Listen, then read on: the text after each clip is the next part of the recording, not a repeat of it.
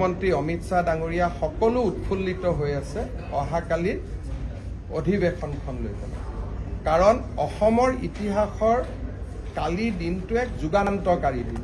ময়ো সাংবাদিকসকলক অনুৰোধ কৰিম, ক'ত কোনে ভাত খাইছে, চাহ খাইছে, সেই ধৰণৰ নিউজৰ পৰিৱৰ্তে আপোনালোকে অসমীয়া হিচাপে এটা চিন্তা কৰক যে যিখন স্থানৰ পৰা উপেন্দ্ৰনাথ ব্ৰহ্মই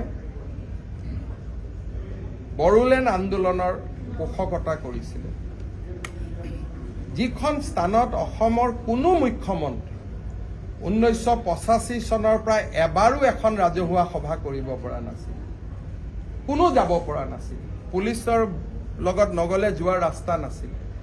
আজি সেইখন চহৰে অসম বিধানসভা অনুষ্ঠিত কৰিব আৰু স্বাধীনতাৰ পিছত প্ৰথম ইতিহাস হ'ব য'ত বিধানসভা বাহিৰত গৈছে।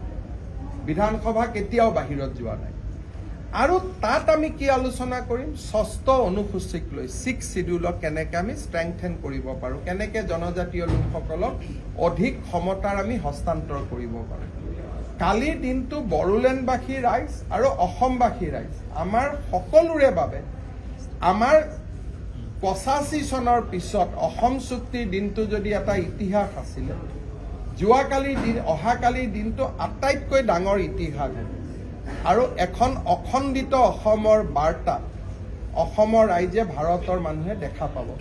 মোদী ডাঙৰীয়া আৰু অমিত শ্বাহ ডাঙৰীয়া দুয়োগৰাকী খুব উৎফুল্লিত, দুয়োগৰাকীয়ে টুইটো কৰিছে আৰু মোকো তেওঁলোকে খুব জনাইছে যে কালিৰ দিনটো it is a very historical days.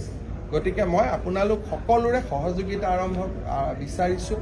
কোনে ক'ত ভাত খালে, কোনে ক'ত চাহ খালে, এইবিলাক কথাৰে আমি যাতে অসমৰ এটা কীৰ্তিমানক আমি যাতে পাহৰি নাযাওঁ, এটা ডাঙৰ দিন এটাক যাতে আমি পাহৰি নাযাওঁ।